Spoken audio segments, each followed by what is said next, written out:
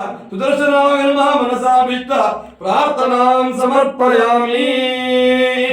ಹಾಕಿರುವಂತ ಜ್ಯೋತಿ ಚೆನ್ನಾಗಿ ಕಾಣಬೇಕು ಅಂತಲ್ಲ, ನಾವು ಬೆಳಕಲ್ಲಿ ಆ ಜ್ಯೋತಿಗೆ ನಾವು ಯಂತ್ರವನ್ನು ನೋಡಬೇಕು ಅಂತ.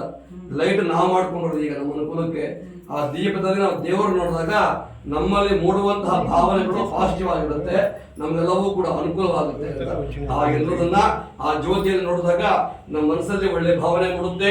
ಆ ಭಗವಂತ ನಮ್ಗೆಲ್ಲವೂ ಕೂಡ ಒಳ್ಳೆ ಅನುಕೂಲವನ್ನು ಮಾಡಿಕೊಡ್ತಾನೆ ಅಂತ. ಅದಕ್ಕೋಸ್ಕರ ತುಂಬಾ ಹಳೆ ದೇವಸ್ಥಾನಗಳಲ್ಲಿ ಒಳಗೆ ದೀಪನೇ ಹಾಕಲ್ಲ, ಆ ಲೈಟೇ ಹಾಕಿರಲ್ಲ, ದೀಪದಲ್ಲೇ ದೇವರು ನೋಡ್ತಾ ಇರುತ್ತೆ. ಯಾಕಂದ್ರೆ ಅಲ್ಲಿ ಆ ಎನರ್ಜಿ ಇರುತ್ತೆ.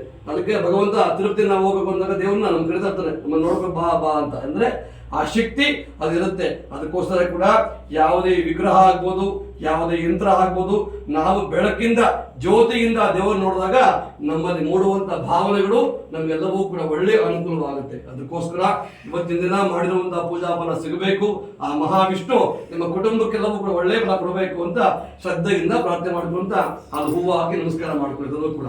ಮನಸಾಭೀಷ್ಟ ಪ್ರಾರ್ಥನಾ ಸಮರ್ಪಯಾಮಿ. ಬಲ್ಗೆ ಮಾಡು. ಶಿವತಾಯೇ ನಮೋ ನಮಃ. ಫ್ಯಾನ್ ಹಾಕೊಡು.